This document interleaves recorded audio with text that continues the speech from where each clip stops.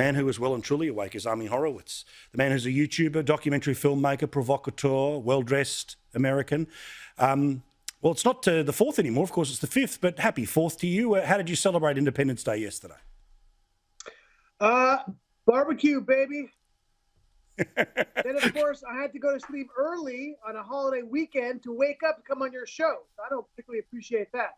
I sincerely apologise. Now, we showed this a bit earlier in the show, but there's some reporting about campus reform, which is people who have got the set of stones to go onto these stupid university campuses and talk to some of these kids about just how lefty and indoctrinated they are, where they were asked about, do you still love America, support the 4th of July, all the rest of it. No, not one of them. It's all about the inherent problems of the United States. Yet it still is that wonderful place where I love that you've got the hot dog eating competition and all the rest of it there that happens at Coney Island. But I get a feeling that when future generations roll in, they're not going to want to celebrate. They'll prefer to celebrate Juneteenth than Independence Day. Yeah, look, I am the son of an immigrant. I'm a product of immigration in this country. And the love I have for this country, the blessings that I give to this country are immense. They're indescribable. I have to be honest, and this is what I feel, is that an immigrant who comes here, now look at you, Ilhan Omar and Rashida Tlaib, and those acolytes who follow you. If you're an immigrant and you come here and then you crap on this country, the greatest country the world has ever known, you know what? I got to be honest. There's no place for you in this country. There's a special place in hell for people who treat a country that took you in. From wherever horrible place you came from, and for you to sit there and crap in this country, it's an awful thing. It's truly an awful thing. And we know that that BLM has often been the Trojan horse for much of this cultural destruction. You've got an excellent documentary that's about all of this. Now, we're going to show some of the vox pops that come from it, but tell us about the work that's gone into this doco that shows at the heart what BLM is really about.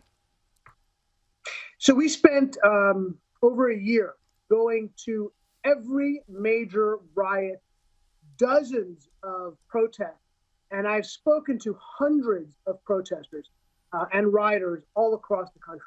I think there are very, very, if any, people on our side of the BLM spectrum who have as deep as perspective of the people who were involved than we do.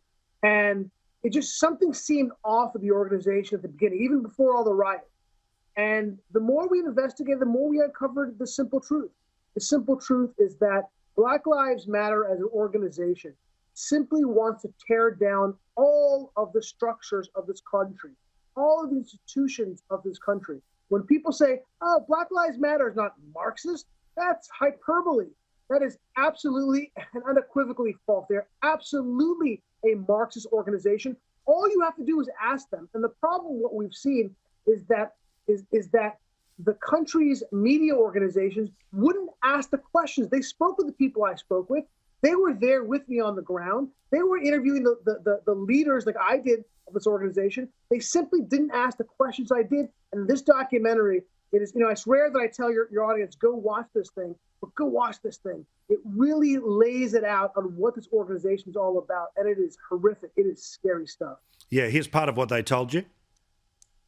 We just got to get rid of the whole shit, start up from burn the whole shit down. Yeah. If there is no change, there might be a lot more destroying until there is. Riot's the voice of the unheard.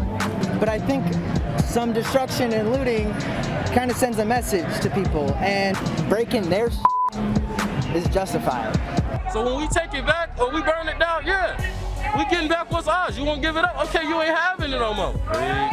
This country was built on violence, and when people had enough of the violence that y'all have against us and we give it back to y'all, y'all want to be mad. Now people can find this on your website, on YouTube. I'll make sure that we link it all on our socials as well. Ami, this is the thing. I love the Jedi mind trick of the left, right? Like these are not the droids you're looking for. I've said this to you before, right? But people whose full-time job in the mainstream media to cover this was to expose exactly what you've been able to expose, yet they tried to pretend. Literally, remember, building on fire on CNN, mostly peaceful protest. It is amazing that, no disrespect, you don't have magic powers, you just have the balls to go and ask questions. But these people didn't do it, and it's a disgrace that that's the case.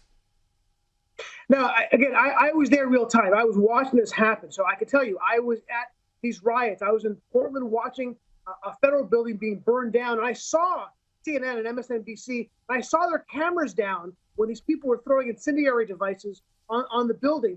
But when the federals came out to throw tear gas to push these guys back, then their cameras went up. I was there when I was asking people on the ground, should we start killing all cops? And they're telling me on camera, yes, absolutely we should. And then another guy came over, by the way, an Australian media organization, came to the person and started asking questions, didn't follow up with anything I asked, just said, how do you feel? What's happening? What's going on? Listen to the entire conversation I had. This is media malpractice at its finest, or at its worst, actually. And I want to make something clear. What you heard the people in my Vox Pop speak to, those were not loners. The heads of the organizations who I spoke to uttered the same words. When I asked one of the founders of BLM, should we start targeting and killing police officers, she smiled coyly and said, I don't want to answer that on camera. Wow. This is what we're dealing with. And they are now in Congress and the Senate and teaching our children and now teaching our military. This is bad. This is very, very bad, Paul. You're a rock star. Thank you, mate. Army Horowitz, you can find it in lots of different places online. I'll make sure the links are up on our Facebook page.